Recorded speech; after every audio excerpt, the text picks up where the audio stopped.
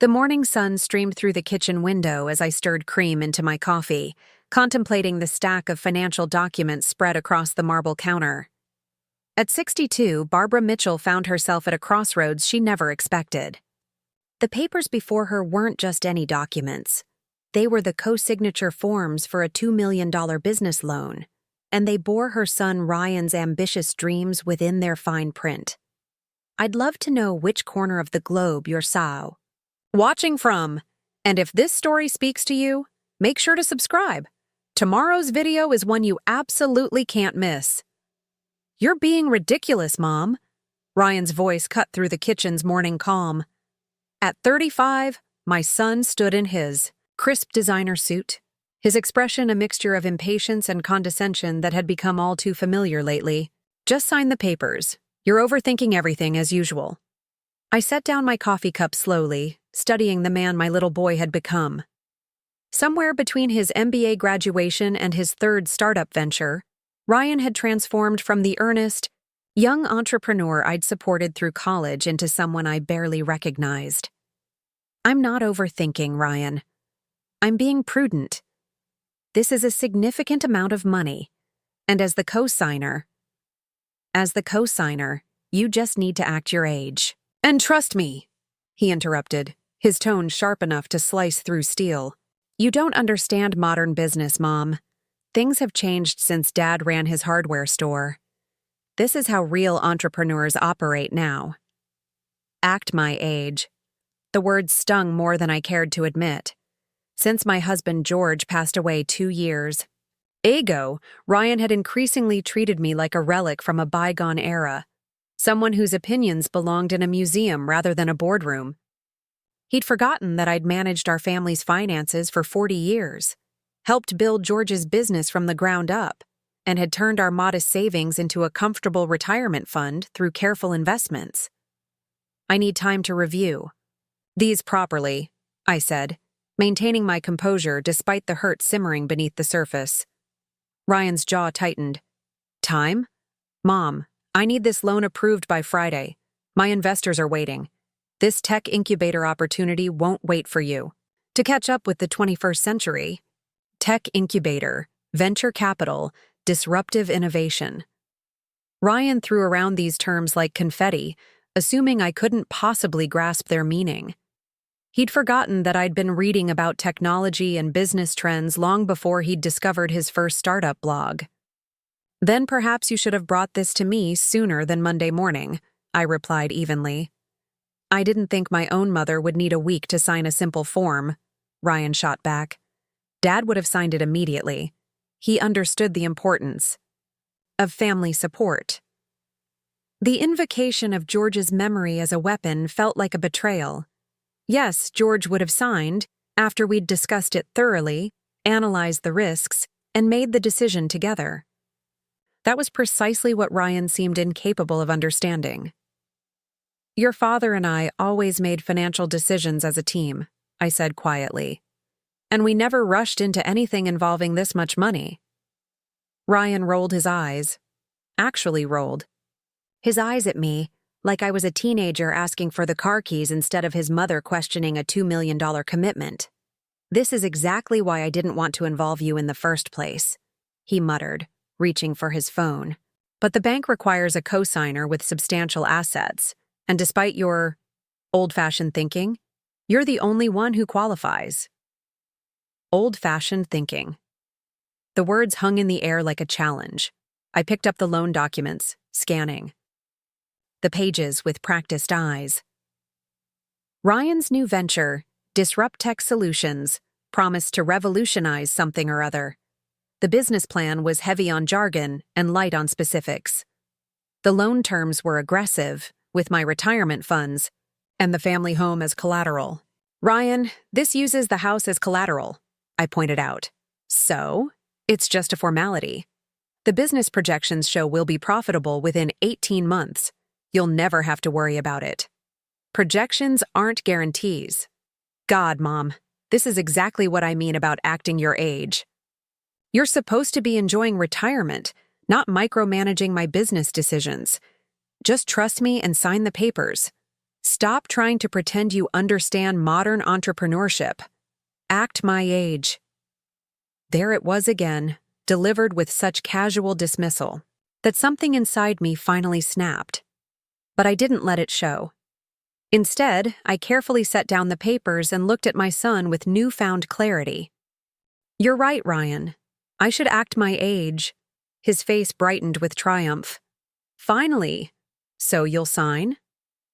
I'll review everything thoroughly and give you my decision by Friday, as requested. His smile faltered.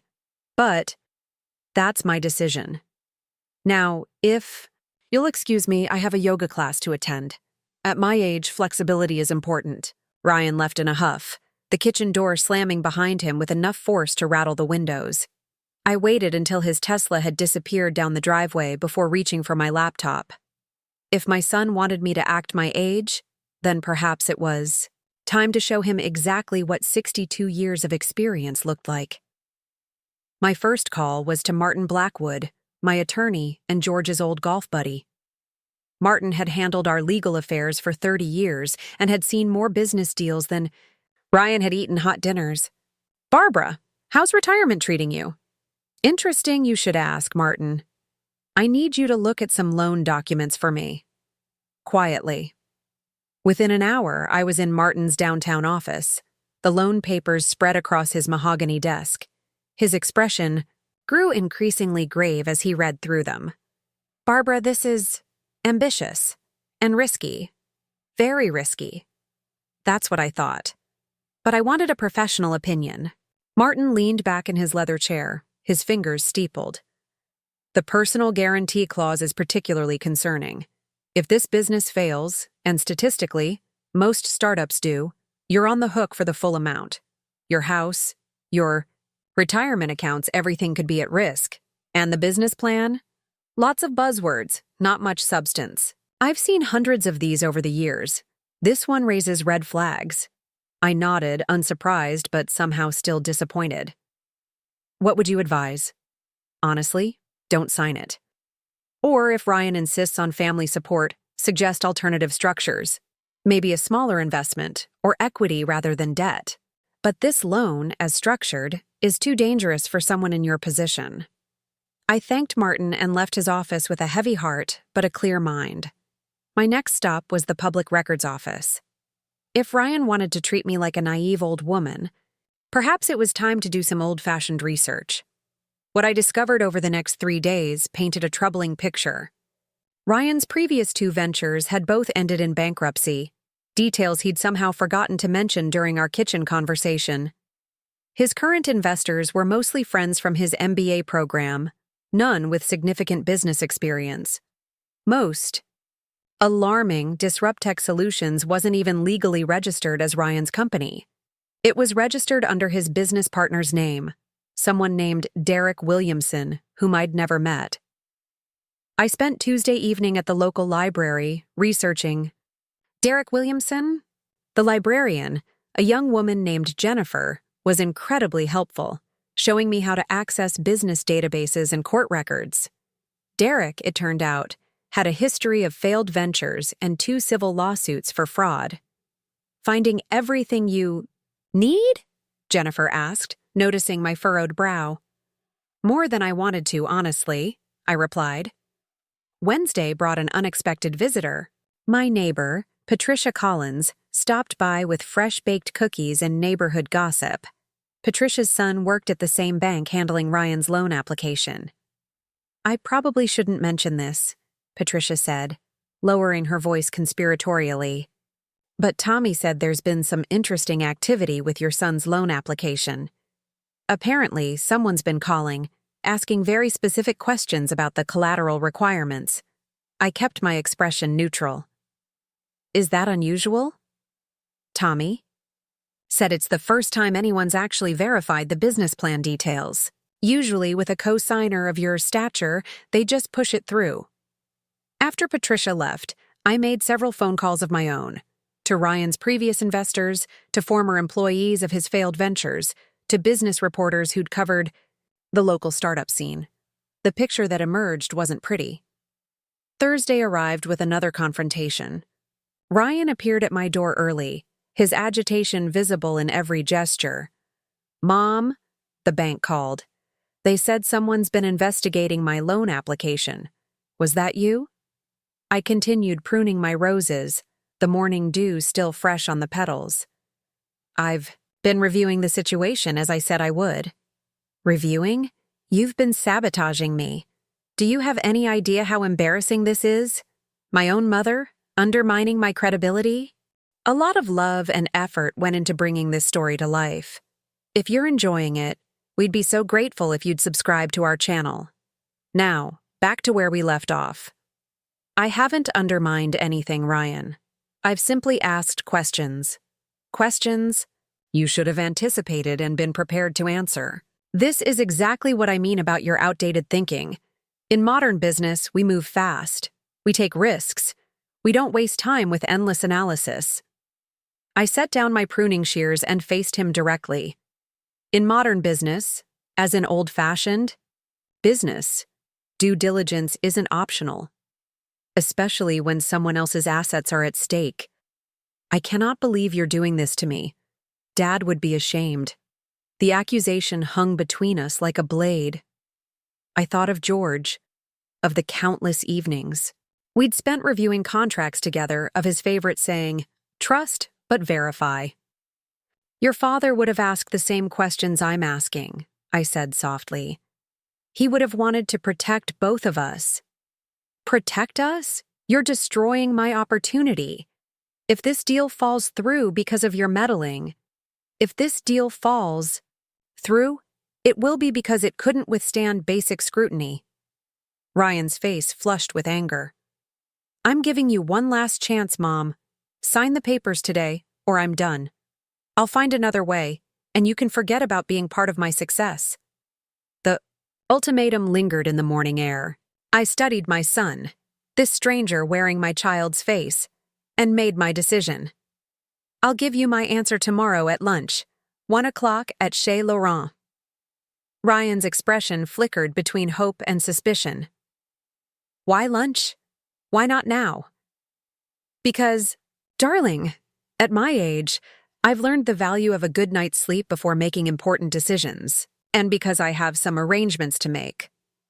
After Ryan left, I spent the rest of Thursday making those arrangements. Phone calls to bankers, meetings with financial advisors, consultations with business brokers. By evening, all the pieces were in place. That night, I pulled out George's old photo albums. Pictures of Ryan's first lemonade stand, his high school business club presentations, the pride on his face when he'd earned his first dollar. Somewhere along the way, that eager boy had been replaced by someone who saw his mother as an obstacle rather than an ally. The next morning it dawned clear and bright. I dressed carefully, the navy Chanel suit George had bought me for our 40th anniversary, my grandmother's pearl necklace, the Italian leather pumps I'd worn to Ryan's MBA graduation. If I was going to act my age, I might as well look the part. At precisely 1 o'clock, I walked into Chez Laurent. Ryan was already there, fidgeting with his phone, the loan documents prominently displayed on the white tablecloth. He looked up as I approached, his expression a mixture of impatience and anticipated victory. "Mom, you look nice."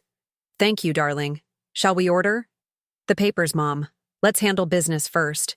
I settled into my chair, smoothing my skirt, with practiced grace. "Of course. But first, I have a few documents of my own to share." From my handbag, I withdrew a folder and placed it beside his loan papers. Ryan frowned, reaching for it, but I kept my hand on top. "Before you open that, Ryan, I want you to know that everything I've done this week has been out of love. Love, and a desire to teach you one final lesson." "What are you talking about?" I removed my hand, allowing him to open the folder. His face paled as he read the first document. This is a purchase agreement. For my company." "Your company?" I smiled serenely. "I think you mean my company now." Ryan's hands trembled as he flipped through the pages, his eyes darting across the legal terminology with growing disbelief. The color had drained from his face, leaving him looking younger, more vulnerable, almost like the boy who used to come to me with scraped knees and broken toys. This says you purchased 100% of DisruptTech Solutions from Derek Williamson. That's impossible. Derek wouldn't sell without telling me. I signaled the waiter, ordering a bottle of Chablis with the calm demeanor of someone who'd just executed a carefully planned strategy. Derek was quite amenable to the offer, actually, especially when I presented him with copies of the civil fraud cases pending against him. He seemed eager to liquidate his assets and relocate to Costa Rica. You investigated Derek? Among other things. Did you know his last 3 ventures all ended with investor lawsuits? Or that the revolutionary app DisruptTech claims to be developing already exists in 4 different iterations on the market? The waiter arrived with our wine. I tasted it, nodded my approval, and watched as he poured 2 glasses. Ryan hadn't touched his menu, his gaze still fixed on the documents before him. How much did you pay him? Ryan's voice was barely above a whisper, considerably less than the $2 million you wanted me to guarantee. Derek was motivated to sell quickly, given his legal circumstances. Cash transactions can be quite persuasive. But the loan, the investors. The loan application has been withdrawn. As the new owner of DisruptTech Solutions, I made that decision this morning. As for your investors, all 3 of them, your MBA classmates, I've scheduled a meeting for Monday to discuss restructuring their minimal investments into a more viable business model. Ryan's face cycled through emotions: shock, anger, betrayal, and finally, a dawning comprehension that seemed to age him a decade in seconds. You bought my company. My mother bought my company out from under me. Technically, I bought Derek's company. The company you were about to indebt yourself to without proper ownership documentation. You're welcome, by the way. Welcome? You've destroyed everything. My reputation, my future. Your reputation as someone who does due diligence. Your future as someone who partners with potential felons. Yes, I suppose I have damaged those prospects. The waiter approached, hovering discreetly. I ordered the salmon special, my appetite surprisingly robust given the circumstances. Ryan waved him away, his untouched wine glass catching the afternoon sunlight. Why? The single word carried the weight of genuine hurt, the first authentic emotion I'd seen from him in months. Why would you do this to me? I leaned back in my chair, studying my son with the detached analysis I'd learned to apply to business decisions. Do you remember your first business venture, Ryan? The lawn service you started when you were 14? His brow furrowed. What does that have to do with anything? Humor me. It's relevant, I promise. Yes. Rye Green Lawn Care. I made flyers. Bought a used mower from Mr. Henderson next door. And what happened when the Petersons refused to pay after you'd cut their grass for a month? A flicker of memory crossed his face. You went with me to collect. You made me present an itemized invoice and explain the payment terms. That's right. And when they still refused? You took them to small claims court. Over $150. I nodded, sipping my wine. Do you remember what you asked me on the way home from court? Ryan's expression softened slightly. I asked why you bothered with such a small amount. The filing fee was almost as much as what they owed. And I told you? That it wasn't about the money. It was about the principle. About teaching me that business agreements matter, no matter how small. Exactly. So when did you forget that lesson, Ryan? When did you decide that principles were optional, that due diligence was outdated, that your mother's experience was worthless? The waiter arrived with my salmon, the aroma of lemon and dill wafting across the table. Ryan still hadn't ordered, his focus entirely on our conversation. This is different, he protested. This is real business, not some kid's lawn service. The fundamentals remain the same.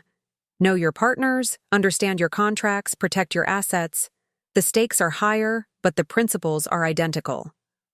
So you bought my company to teach me a lesson? That's insane, Mom. You can't just.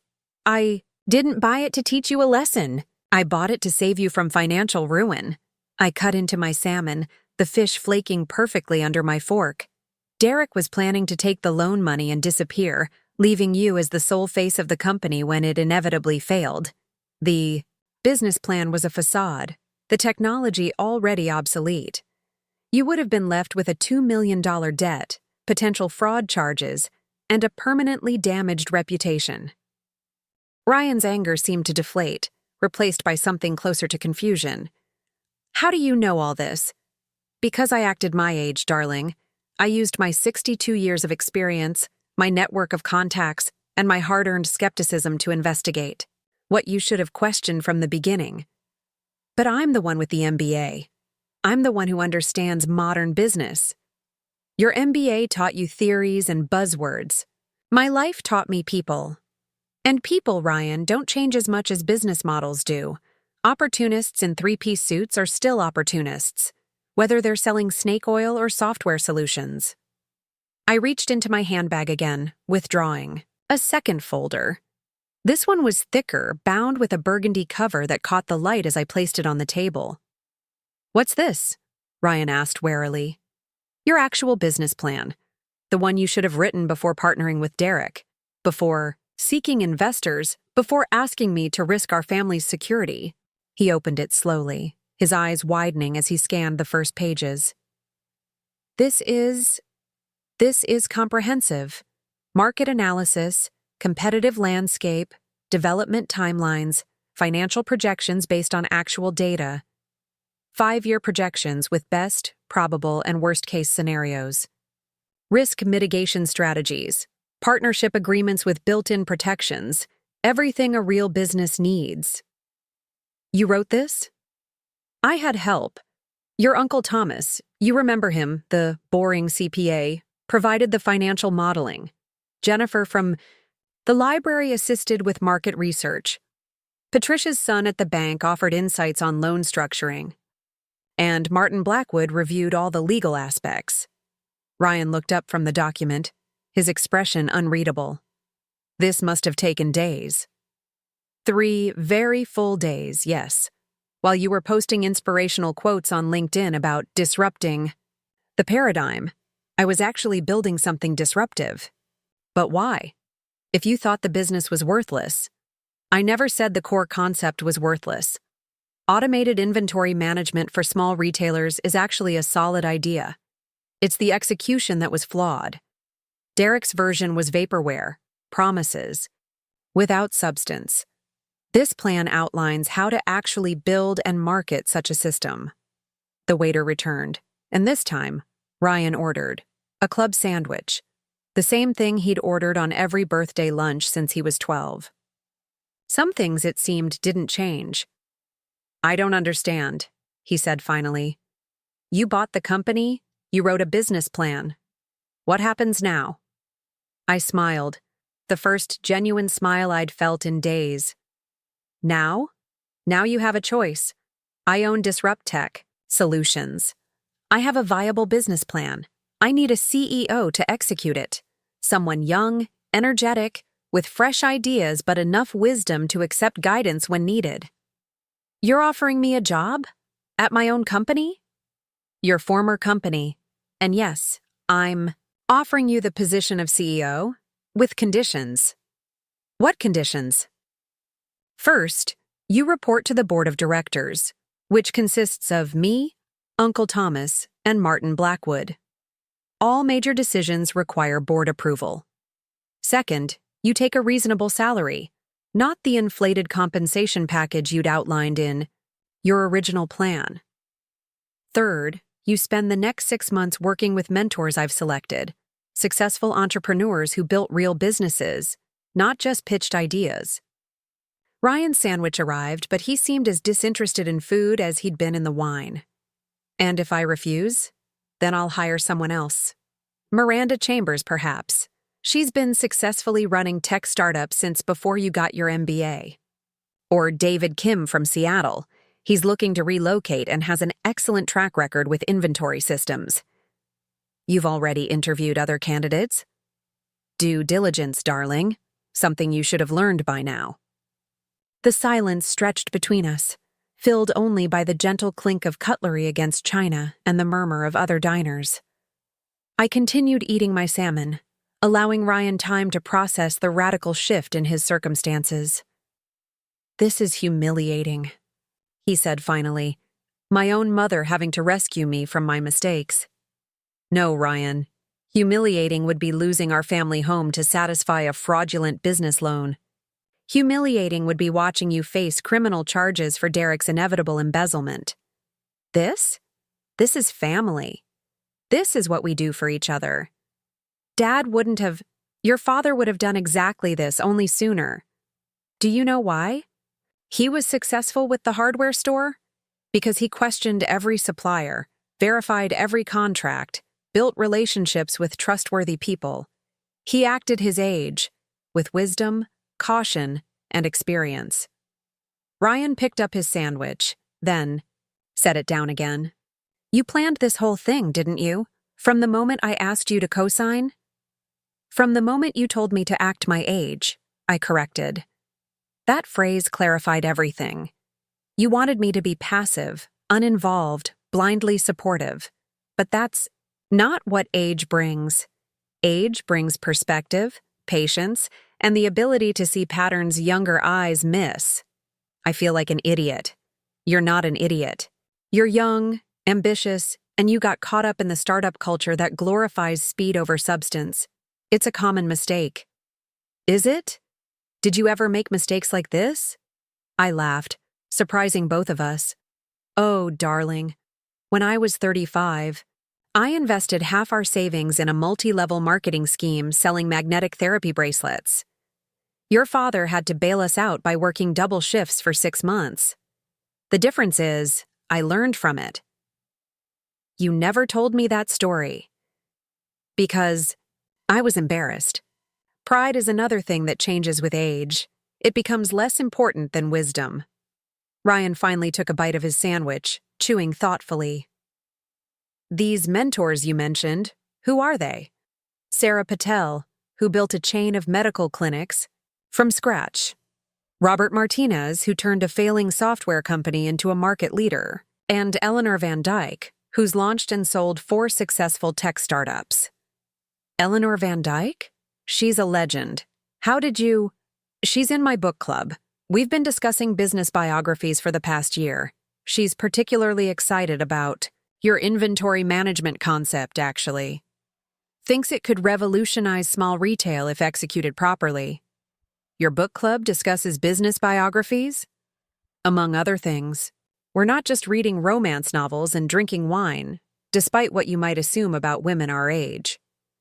A ghost of a smile crossed Ryan's face, the first sign of warmth I'd seen from him in months. I might have underestimated you. Might. Have. Definitely underestimated you. Severely. Catastrophically. Well, that's a start. I raised my wine glass. To new beginnings? Ryan hesitated, then lifted his own glass. To new beginnings, and to mothers who act their age, with extreme prejudice. We clinked glasses, the crystal singing a clear note that seemed to dissolve some of the tension between us. Ryan took a sip, then another, his shoulders relaxing slightly. There's something else, I said, reaching for my handbag once more. God, what now? Did you buy Microsoft while I wasn't looking? Not quite. I produced a small envelope, sliding it across the table. Open it. Inside was a single key attached to a leather fob embossed with the Disrupt Tech logo. Ryan held it up, confusion evident on his face. The new office space, I explained. Second, floor of the Meridian Building downtown. 1,200 square feet, enough for a small team to start. The lease is paid for 6 months. You rented office space? Acting my age includes knowing that businesses need proper headquarters. Your apartment's spare bedroom wasn't going to impress potential clients. When did you have time to do all this? I'm retired, remember? Plenty of time when you're not spending it on yoga classes and early bird specials. The joke fell flat, too close to his earlier dismissive comments. I softened my tone. The truth is, Ryan, I've been preparing for something like this since your father died. Not this specific situation, but the possibility that you might need help you were too proud to ask for. Because you knew I'd screw up? Because I knew you'd take risks. It's in your nature, just like it was in your father's. The difference is George learned to balance risk with wisdom. You're still learning.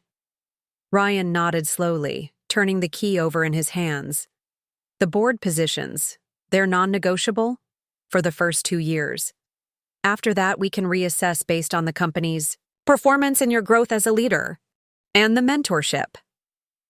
6 months minimum. Eleanor's already cleared her schedule for weekly sessions. What about Derek? Is he really going to Costa Rica? His flight left this morning. He was remarkably cooperative once his legal situation was explained. He even provided passwords for all the company accounts, such as they were. And the investors? My classmates? They'll be offered positions on an advisory board, with small equity stakes if they choose to remain involved. Their investment amounts were minimal, more symbolic than substantive.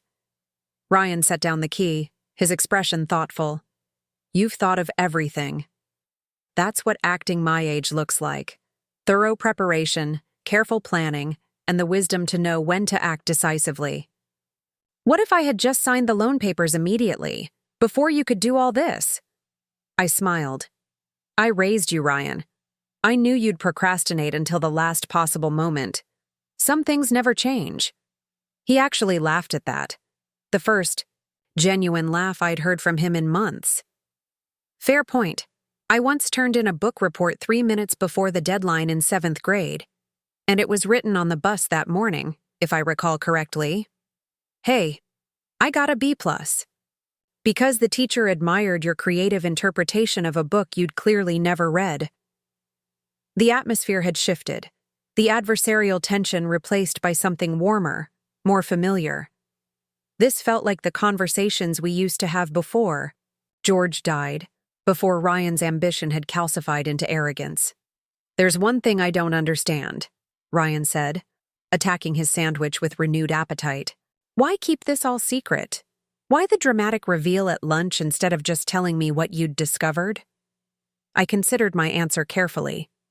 Because you needed to experience the consequences of your choices, even if those consequences were manufactured. If I'd simply refused to sign and explained why, you would have dismissed my concerns as paranoid or old-fashioned. You had to see for yourself how thoroughly you'd been deceived. So this whole week, the investigation, buying the company, creating the business plan, it was all an elaborate lesson? No. It was all necessary to protect our family's assets and your future.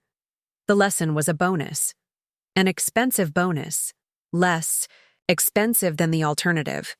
And besides, I've acquired a potentially profitable company with a solid business plan and a motivated CEO.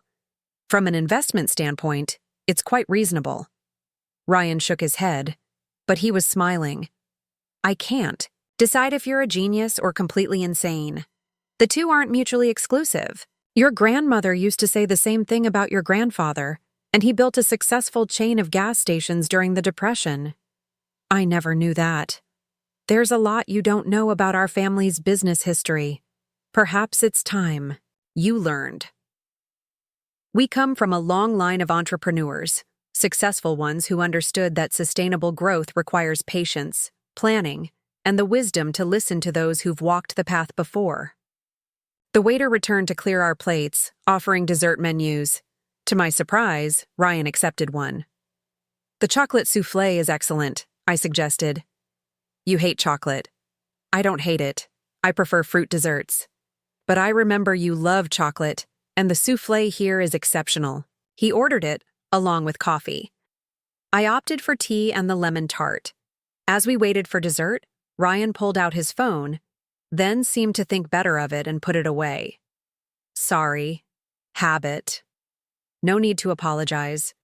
But perhaps we could discuss your social media strategy for Disrupt Tech. Your current online presence is problematic. Problematic how? 37 posts about disrupting the paradigm, 23 about thinking outside the box, and one particularly unfortunate video where you compared yourself to Steve Jobs while wearing a turtleneck. Ryan groaned. You watched that? Several times. The comments section was quite entertaining. I'm never going to live this down, am I?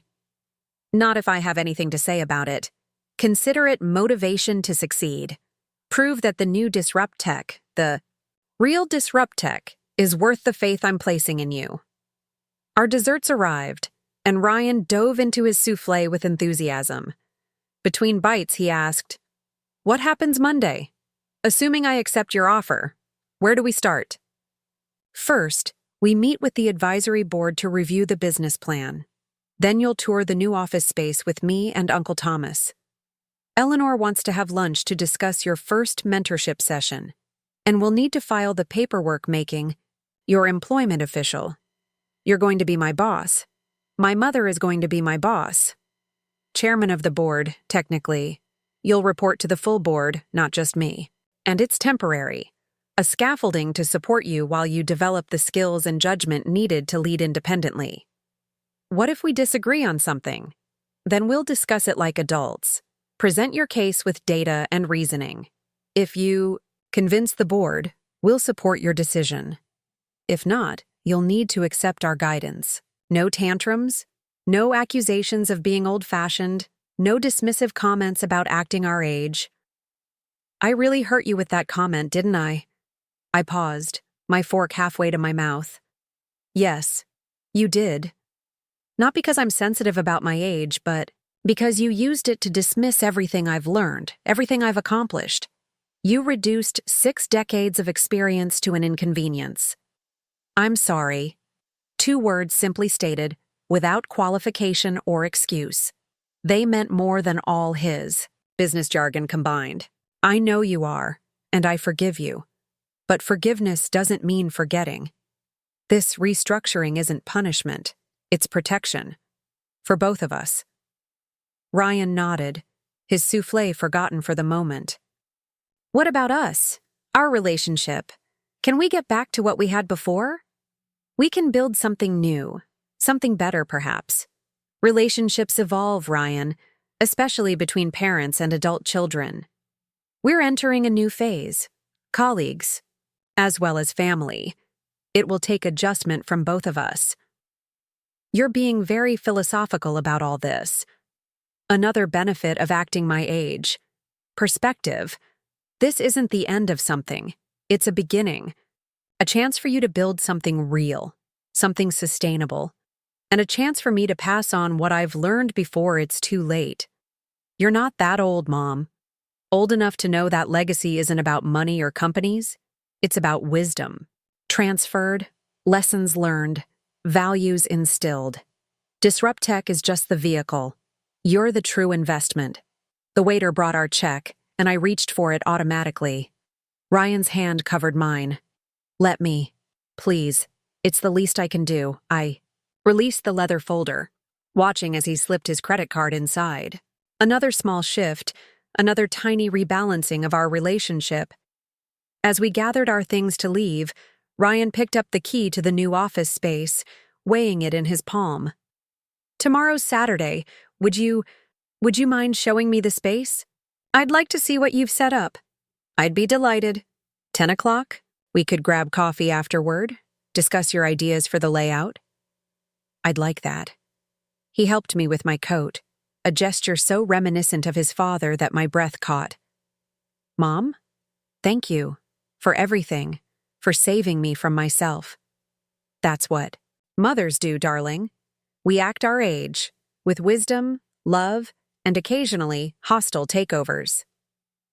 We walked out of Chez Laurent together into the afternoon sunshine. The city bustled around us, full of ambitious young entrepreneurs and seasoned business veterans, all pursuing their dreams with varying degrees of wisdom and folly. One more question, Ryan said as we reached our cars.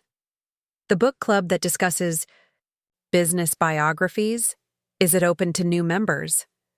I smiled, touching his cheek gently. I'll ask Eleanor, but you'll have to keep up with the reading. We're starting The Innovator's Dilemma next week. I'll manage. After all, I need to learn.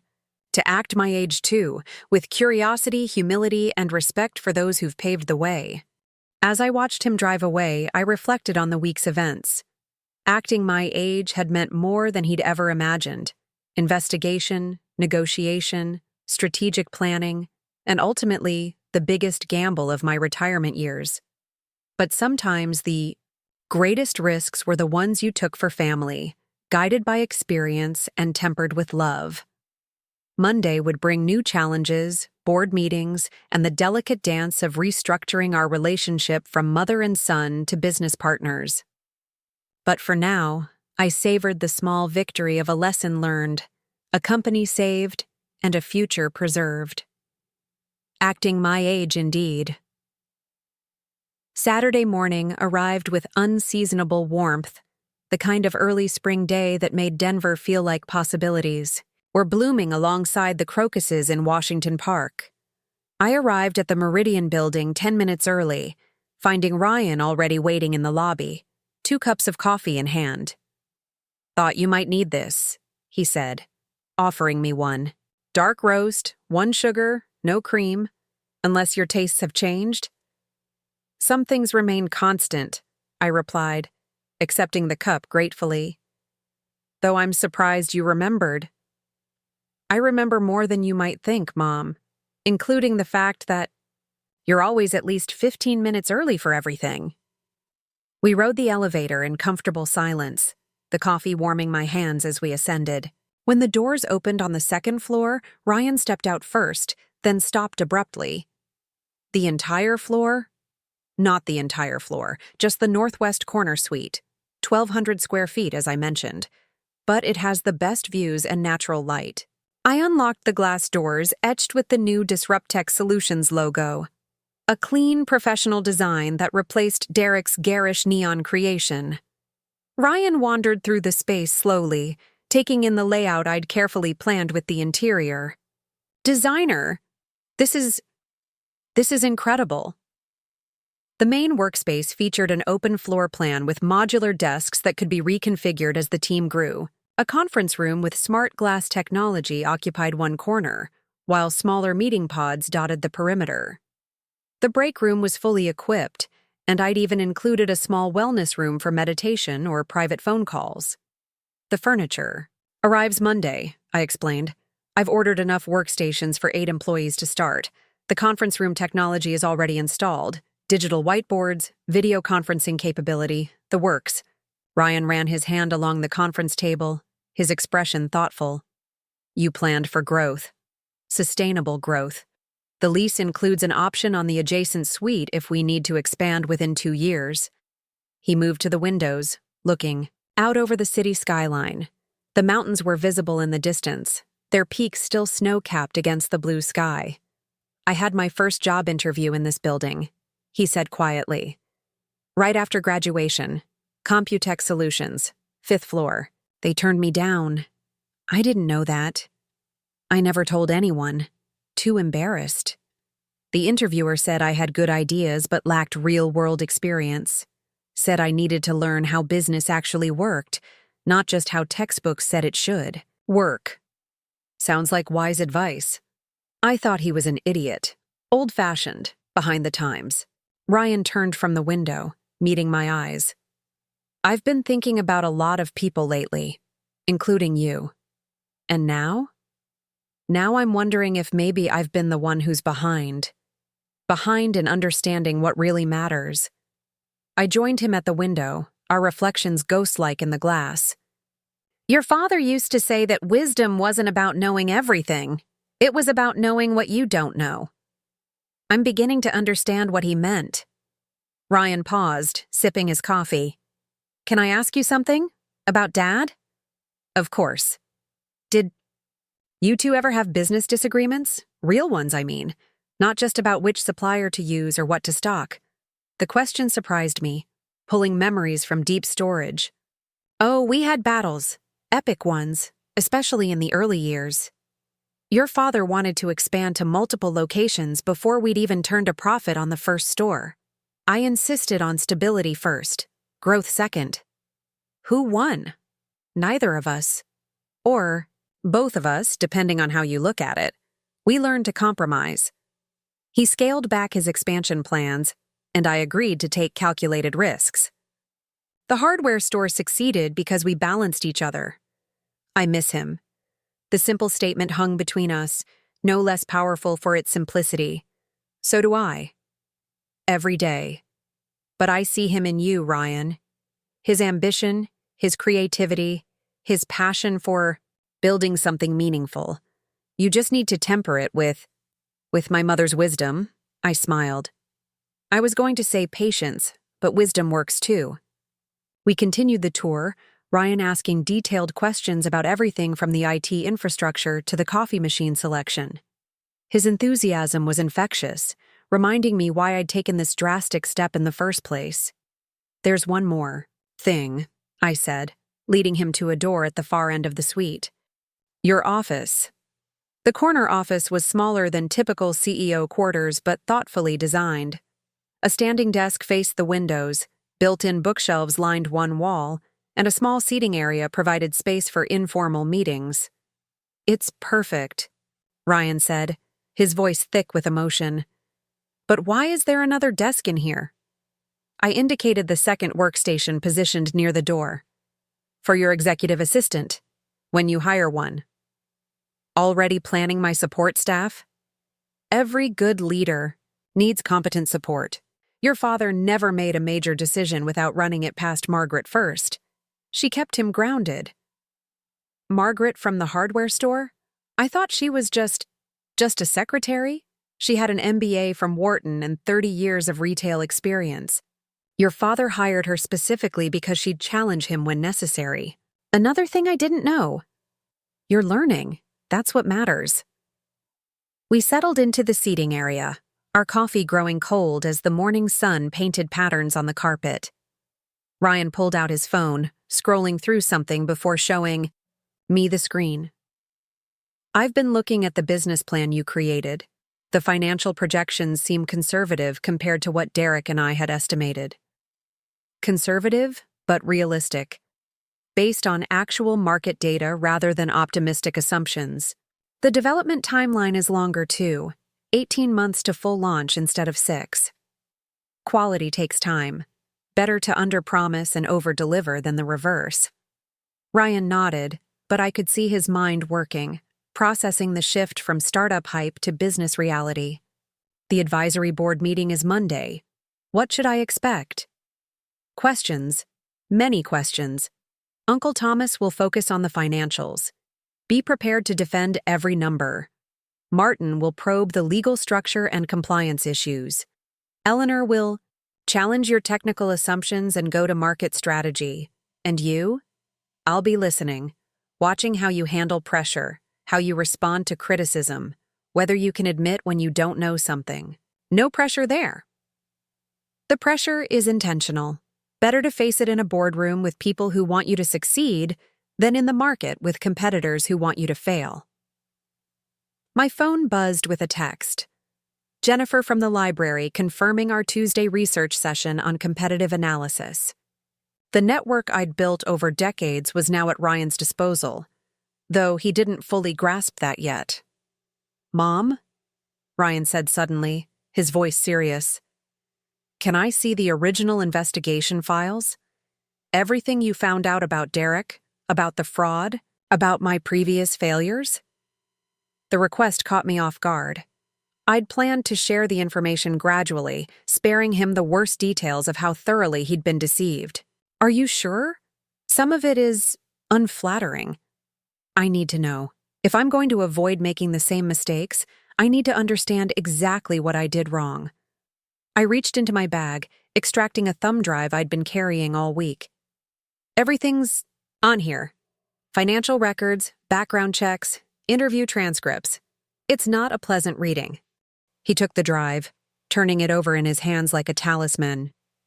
You were thorough. When someone asks me to risk my home and retirement, yes, I'm thorough. I would have risked it all. Without asking these questions, without doing this research, I would have signed those papers and trusted Derek completely. I know. That terrifies me now. Good. A little fear keeps you careful. Too much paralyzes you. But the right amount? That's wisdom beginning to grow. We spent the next hour discussing the space, planning the official opening, and reviewing the week ahead. Ryan's questions became increasingly sophisticated, showing glimpses of the business acumen that had been buried under layers of startup bravado. "There's something else we need to discuss," I said as we prepared to leave. "Your living situation." Ryan's expression turned wary. "What about it?" "I know you've been struggling financially. The failed ventures, the credit card debt, your apartment. Lease is up next month. How did you— Never mind. The investigation. Come home, Ryan. Just temporarily while you get the company established. Save money. Focus on the business without worrying about rent." Move back in with my mother? At 35? That's the opposite of acting my age. No, it's acting smart. Plenty of successful entrepreneurs have regrouped at home before launching their next venture. It's strategic, not shameful. He stood abruptly, walking back to the windows. I waited, recognizing the internal struggle playing out in his rigid posture. "What would Dad say?" he asked finally. "He'd say pride is expensive and family is priceless. He'd remind you that he lived with his parents for 2 years while building the hardware store. He'd tell you that temporary sacrifices lead to permanent gains. And the board? Won't they see it as a sign of failure? The board will see it as a sign of maturity. Recognizing when to accept help is a strength, not a weakness." Ryan turned back to me, his expression vulnerable in a way I hadn't seen since he was a teenager. "Okay, but I pay rent. Below market rate, with the understanding that you're saving for your own place once the company stabilizes. And I cook dinner twice a week, 3 times, and you do your own laundry. Deal." He extended his hand formally, then seemed to think better of it and pulled me into a hug instead.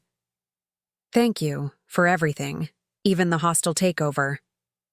"Especially the hostile takeover," I corrected, returning the embrace. As we left the building, the Denver sunshine seemed brighter, the air fresher. The weight of the past week was lifting, replaced by cautious optimism about what lay ahead. "Coffee. Shop?" Ryan suggested, pointing to a small cafe across the street. "I want to hear more about these board members. Enemy intelligence and all that."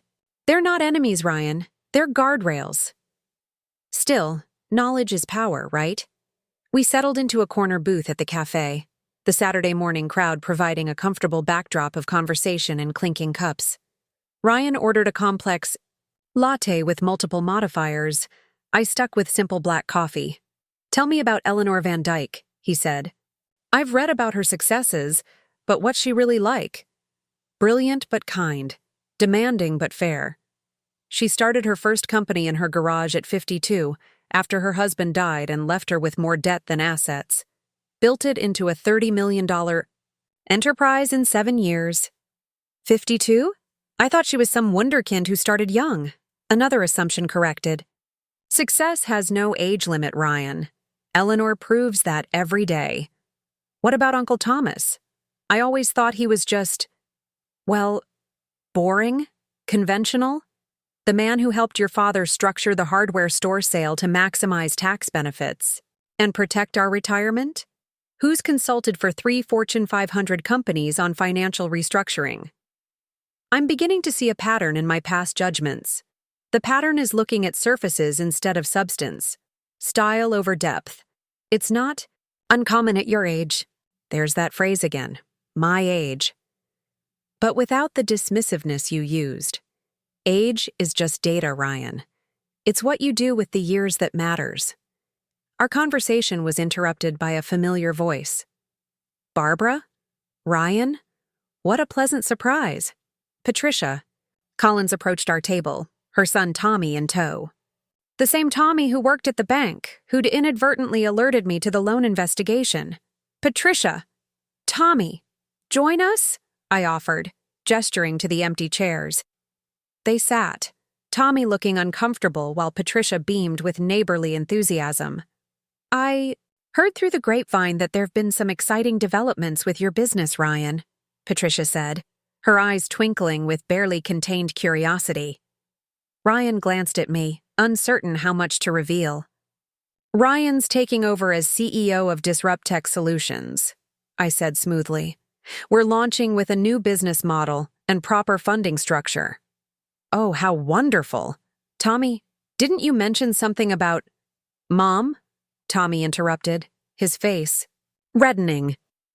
I'm sure they don't want to discuss business on a Saturday. Actually, Ryan said, surprising me, I'd be interested in your perspective, Tommy. As someone who sees a lot of business loans, what makes the difference between success and failure? Tommy relaxed slightly, his professional expertise overcoming his embarrassment. Honestly, the business plan is important, but the people behind it matter more. Their track record, their ability to adapt, their willingness to listen to advice. What about family involvement? Does that help or hurt? Depends on the family. Some treat it as easy money with no accountability. Others use family support as a foundation for growth with proper structure and oversight. The latter tends to succeed more often. I watched Ryan absorb this information, seeing the wheels turn as he connected it to our situation. We should go, Patricia said after a few more minutes of conversation. Grocery shopping waits for no one. But Barbara, don't forget Book Club Thursday. We're starting the new selection. After they left, Ryan sat back, shaking his head. Book Club, where you discuss business strategy with tech millionaires, among other things. We also debate character, development, and narrative structure.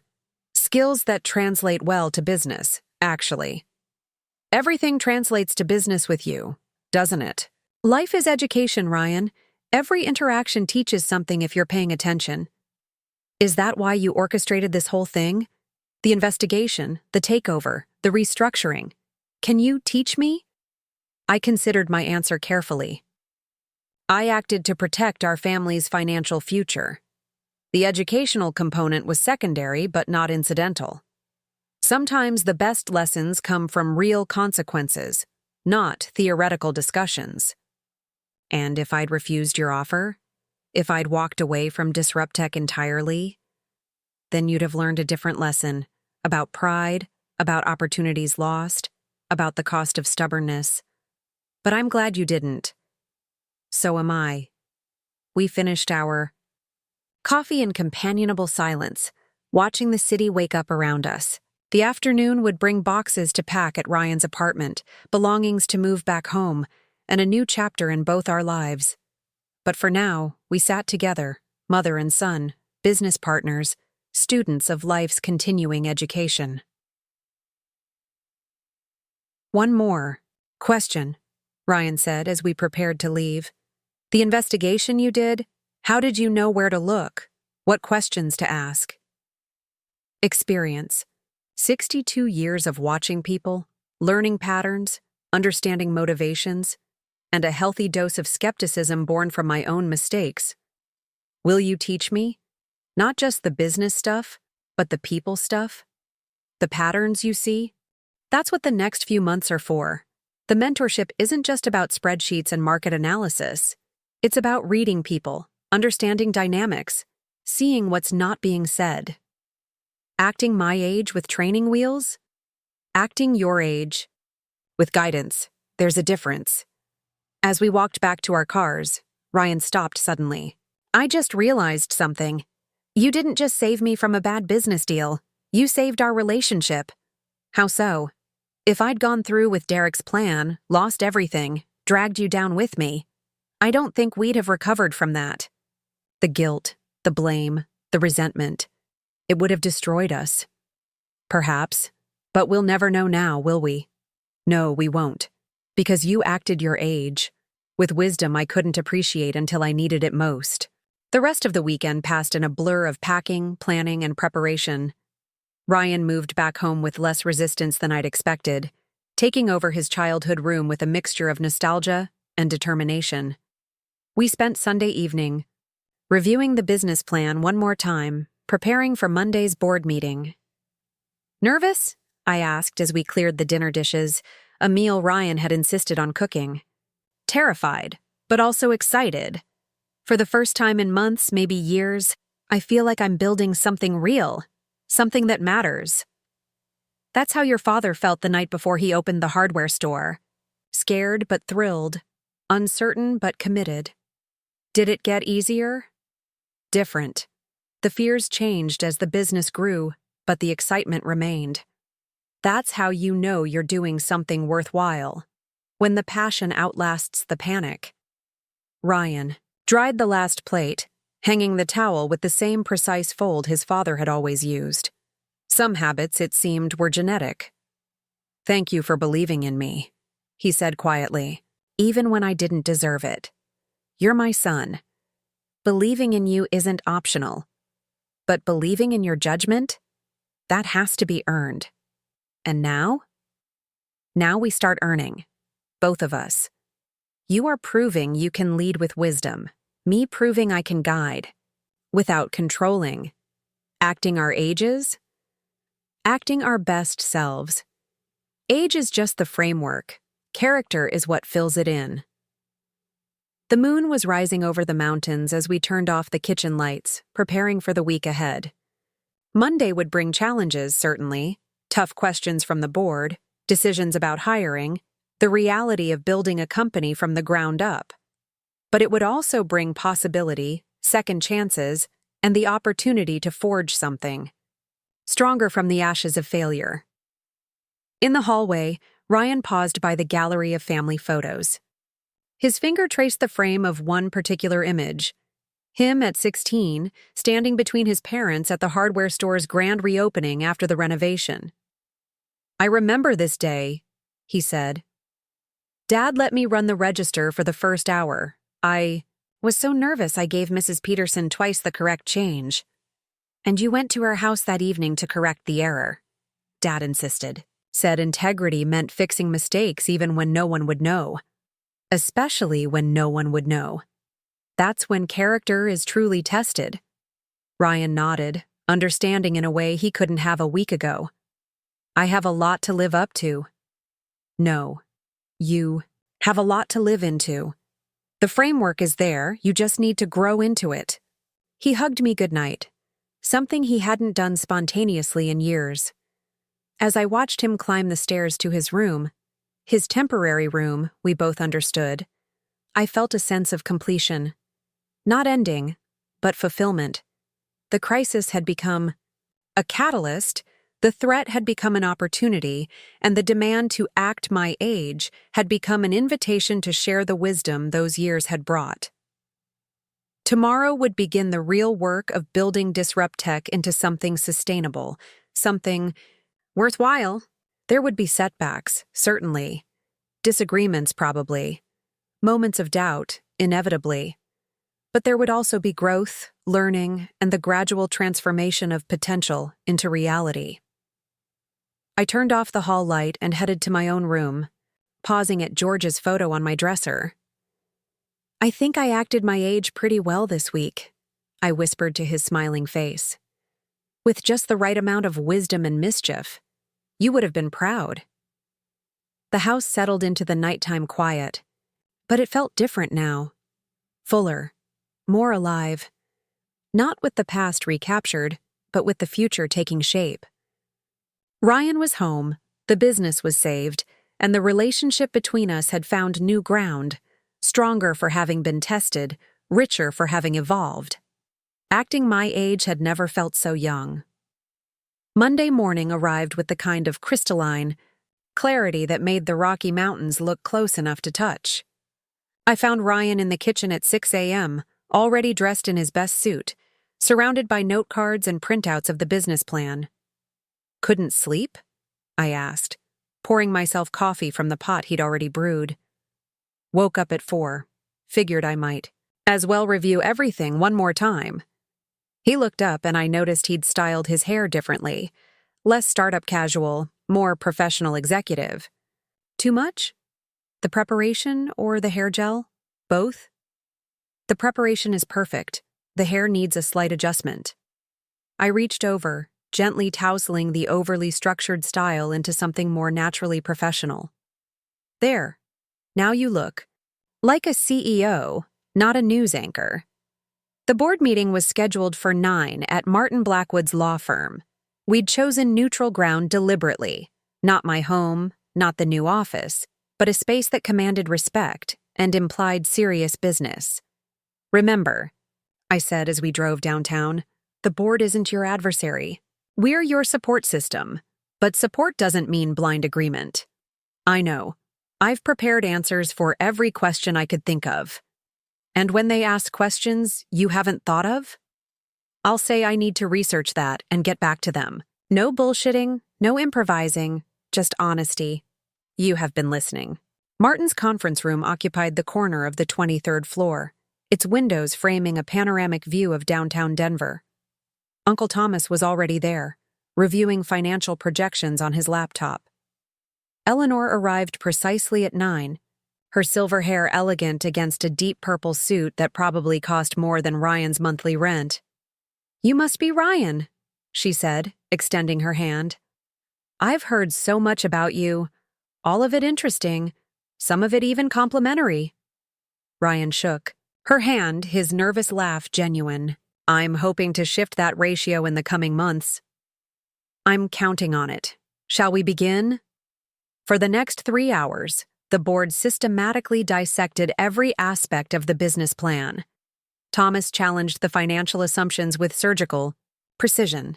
Martin probed the legal structure and intellectual property protections. Eleanor questioned the technology roadmap and market positioning. Ryan handled it well. When he knew the answers, he provided them clearly and concisely. When he didn't, he admitted it without defensiveness. Most impressively, when Thomas found a calculation error in the projected cash flow, Ryan immediately acknowledged it and asked for guidance on correction. "The error changes our runway from 18 months to 15, Thomas noted. "That's significant. Then we need to adjust either our burn rate or our revenue timeline," Ryan replied. "What would you recommend?" I watched Eleanor's expression shift from skeptical assessment to something approaching approval. This was the test. Not whether Ryan had all the answers, but whether he could handle not having them. "I'd suggest a hybrid approach," Eleanor offered. "Delay 2 of the planned hires by a quarter and accelerate the beta testing phase to generate early revenue. It's aggressive, but achievable." "Could you walk me through that strategy?" Ryan asked, pulling out a fresh notepad. "I want to understand the reasoning, not just the conclusion." The next hour became an impromptu masterclass in business strategy. Eleanor outlined her approach while Thomas provided financial modeling in real time. Martin suggested legal structures to protect early beta customers while limiting liability. I watched Ryan absorb it all, asking intelligent follow-up questions and taking detailed notes. "Well," Eleanor said finally, leaning back in her chair, "I think we have a plan. Barbara, your thoughts?" All eyes turned to me. I deliberately stayed quiet throughout the meeting, observing rather than participating. I think Ryan's demonstrated exactly what we hoped to see. Not perfection, but coachability. Not all the answers, but the right questions. I moved to approve the business plan with the modifications discussed today. "Seconded," said Thomas. "All in favor?" Martin called for the vote. It was unanimous. "Congratulations, Mr. CEO," Eleanor said, shaking Ryan's hand again. "Now the real work begins. I'll see you Wednesday for our first mentorship session. Bring your running shoes. I think best while walking." After the others left, Ryan and I sat alone in the conference room, the weight of what had just happened settling over us. "That was intense," he said finally. "That was business. Real business, not the theatrical version you've been playing at. Were you nervous?" "You didn't seem nervous." "Terrified. But confidence isn't the absence of fear. It's moving forward despite it." Another dad quote? "No, that one's mine." Over the next several weeks, a routine developed. Ryan would leave early for the office, spending his days interviewing potential employees, meeting with developers, and refining the product specifications. Evenings were for mentorship sessions, financial reviews, and family dinners where business talk was surprisingly minimal. The first hire was crucial. Sarah Chen, a back-end developer with a decade of experience in inventory systems. Ryan found her through Eleanor's network, and she brought both technical expertise and startup wisdom. "I've worked for founders like Derek before," Sarah told us during her final interview. "All flash, no substance. This feels different, grounded, real." "That's the goal," Ryan replied. "We're building for sustainability, not just the next funding round." Music to my ears. When do I start? The second hire came through an unexpected source, Tommy from the bank. He recommended his college roommate, Marcus Williams, a UI/UX designer who'd been freelancing while looking for the right opportunity. "His portfolio is exceptional," Ryan showed me Marcus's work one evening. "But more importantly, he understands our target market. Small retailers who need intuitive solutions, not complicated ones. Have you checked his references?" 3 calls, all glowing. Also ran a background check. Clean. Look at you, doing due diligence. I had a good teacher. By the end of the second month, the team had grown to 5. The office hummed with purposeful energy, whiteboards filled with workflow diagrams and database schemas. Ryan instituted daily stand-ups and weekly retrospectives, practices he'd learned from Eleanor. The mentorship sessions were transformative. Eleanor didn't just teach business strategy. She taught leadership philosophy. Their walking meetings became legendary among the team, 3-mile circuits around Confluence Park while discussing everything from pricing models to work-life balance. "She's like Yoda," Ryan told me after one particularly intense session. "But taller and with a better fashion sense." "What did you learn today?" That leadership isn't about having all the answers. It's about creating an environment where the best answers can emerge from anyone. And that I need to stop talking so much in meetings. Apparently, I have a tendency to fill silence with words when I should be leaving space for others to think. I could have told you that. Why didn't you? Because Eleanor's feedback carries more weight. Sometimes wisdom needs to come from outside, the family, to be fully heard. Uncle Thomas's financial mentoring was equally valuable. He taught Ryan to read between the lines of financial statements, to spot trends before they became problems, to understand the story numbers told beyond their face value. "Cash flow is like blood pressure," Thomas explained during one session. "It tells you more about company health than any other metric. Profit is important, but cash keeps you alive." The beta launch happened in month 3, deliberately small. 5. Carefully selected retailers who'd agreed to test the system in exchange for lifetime discounts. The feedback was immediately valuable, revealing interface issues and feature requests the team hadn't anticipated. "The good news is they love the concept," Ryan reported at the next board meeting. "The bad news is we need to revamp the onboarding process. It's too complex for non-technical users." "How long to fix?" Martin asked. 3 weeks if we prioritize it above the planned features." "Do it," Eleanor advised. "Better to have fewer features that work perfectly than many that frustrate users." "Agreed," I added. "What's your revised timeline?" Ryan pulled up a Gantt chart, walking us through the adjusted schedule. The boy who'd once dismissed planning as old-fashioned thinking now treated project management as a critical skill. The 4th month brought the first real crisis. A competitor announced a similar product with significant venture funding and an aggressive marketing campaign. Ryan called an emergency team meeting, his old panic tendencies threatening to resurface. "They're going to crush us," he said, pacing the conference room.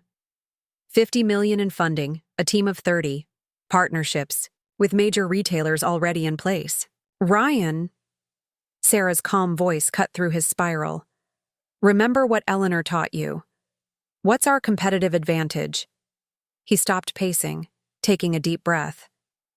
We actually understand small retailers. We're building for their real needs, not what VCs think they need. Exactly. So how do we leverage that? The team spent the next hour strategizing, turning the threat into an opportunity. They decided to focus on personalized service, local market knowledge, and pricing that made sense for small businesses, things the competitor couldn't match while chasing rapid scale. I'm proud of you, I told Ryan that evening. 6 months ago, you would have tried to match them feature for feature, funding round for funding round. Instead, you found your niche. It's still scary.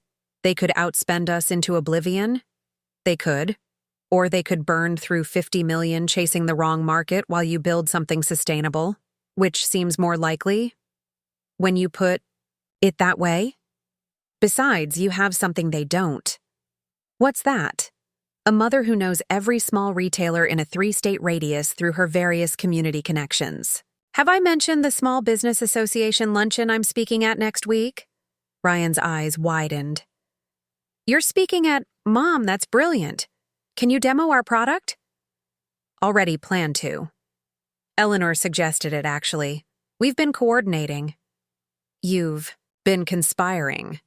Networking, darling. It's what people my age do instead of posting on social media. The SBA luncheon led to 12 beta signups. Word spread through the small business community with the efficiency of small-town gossip.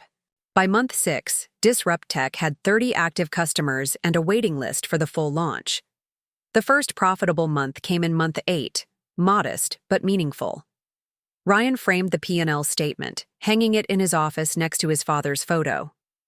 We're actually making money, he said, still seeming surprised. Not projected money, real money. Sustainable business does that, I replied. Slow growth, strong foundation. I used to think slow was failure. Now I think slow is smart. Turtle. And hare, right? Indeed. The 1-year anniversary of what Ryan had started calling the hostile takeover arrived on a Tuesday. I found him in the office early, standing in front of the whiteboard where he'd mapped out the next quarter's objectives. Reflecting, I asked, setting a coffee on his desk. Remembering. A year ago, I was preparing to sign away our family's future for a phantom company and a conman partner. I was so angry when you refused. And now? Now I'm grateful. Profoundly, embarrassingly grateful. You saved me from myself. I saved us both. If you'd failed with that loan, it would have haunted our relationship forever. Now look at what we've built instead. The team had grown to 12 employees. Revenue was approaching break-even on the expanded budget. 3 regional retailers associations had endorsed the product. Most importantly, Ryan had evolved from an impulsive entrepreneur into a thoughtful leader. There's something I want to show you, he said, pulling up a presentation on his laptop. I've been working on this with the team. It's a 5-year expansion plan. Conservative growth, reinvested profits, no outside funding unless absolutely necessary. I reviewed the slides, seeing Thomas's influence in the financial projections, Eleanor's strategy in the market approach, and Martin's caution in the risk assessments. But mostly, I saw Ryan, a mature, capable version who'd learned to balance ambition with wisdom. It's excellent. The board will approve this easily. But why show me separately first? Because I wanted to thank you. Not just for saving the company, but for teaching me what it really means to act my age. At 36, that means being bold, but not reckless. Confident, but not arrogant. Independent, but not isolated. And at 63? Ryan smiled. At 63, it means being the wisest person in any room while making everyone else feel smart. Being tough when necessary, but always from a place of love. Using your experience as a ladder for others to climb, not a wall to hide behind. I think you understand perfectly. I had an excellent teacher. 2, actually. He glanced at his father's photo. I wish he could see this. He can. Through you. Every good decision you make, Every person you mentor, every time you choose wisdom over ego, that's George Mitchell living on. A knock interrupted us. Sarah entered with Marcus and two newer team members, all grinning conspiratorially. "Sorry to interrupt," Sarah said, "but we have a small presentation for you both." They'd created a plaque. Disrupt Tech Solutions Leadership Award, Barbara Mitchell, for acting her age with extreme prejudice. Founder, savior, chairman, and chief wisdom officer. We voted unanimously, Marcus added. Also, we're hoping chief wisdom officer becomes an official title. The team has questions sometimes that need grandmother-level insight. I accepted the plaque, genuinely touched. I'm honored, but I should warn you. Grandmother-level insight often comes with grandmother-level honesty. We're counting on it, Sarah replied. Ryan's told us the whole story, how you investigated, bought the company, restructured everything. It's the best business case study we've ever heard. It's better than a case study, Ryan said. It's our origin story. The company that succeeded because someone was wise enough to act their age and someone else was smart enough to finally listen. That evening, we held the first annual Disrupt Tech family dinner. Not just the team, but their families too. Thomas brought his grandchildren, who immediately gravitated toward the design team's workstations. Eleanor arrived with homemade cookies, surprising everyone who'd assumed she lived on designer salads.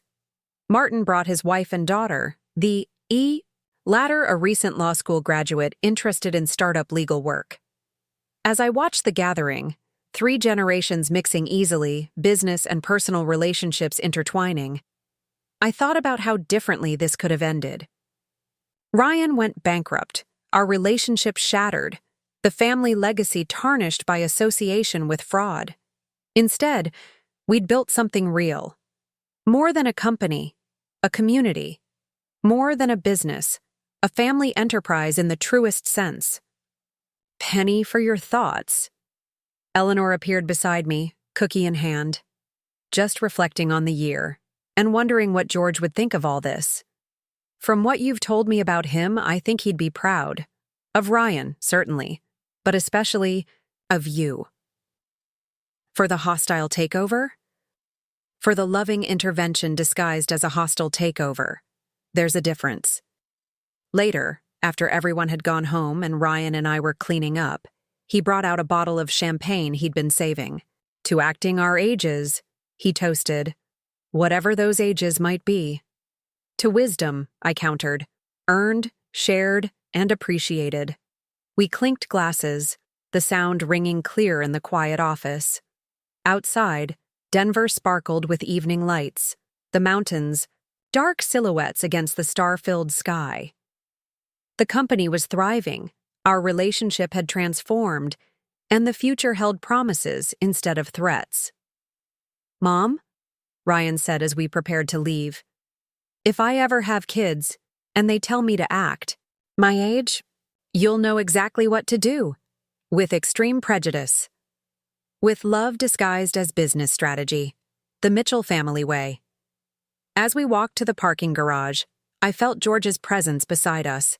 In Ryan's thoughtful planning, in his careful attention to employee welfare, in his understanding that business success meant nothing without personal integrity. Acting my age had started as an insult, become a challenge, and evolved into a philosophy. At every age, we have unique gifts to offer: impetuousness and innovation in youth, wisdom and perspective in maturity. The trick was knowing when to apply which, and being humble enough to recognize when others possessed what we lacked. Same. Time tomorrow? Ryan asked as we reached our cars. Wouldn't miss it. We have a company to run after all. No, he corrected gently. We have a legacy to build. Together. The night air was crisp with possibility. Disrupt Tech Solutions would face new challenges, certainly. Competition, market changes, economic uncertainties, all the usual trials of business. But it would face them with a solid foundation, clear values, and leadership that understood the balance between innovation and wisdom. As I drove home, I smiled at the memory of Ryan's dismissive words that had started it all. Act your age, he'd demanded. So, I had. With compound interest. Sometimes the best revenge isn't revenge at all. It's transformation. It's taking an insult and alchemizing it into insight, converting conflict into collaboration, transmuting dismissal into deeper connection. I'd acted my age. And in doing so, I'd helped my son discover the value of his own. Looking for more? We've got 2 amazing stories ready for you right on screen. If this one touched you, these are absolutely worth your time. Click to watch them now. And hey, subscribe and hit that bell to never miss our latest uploads.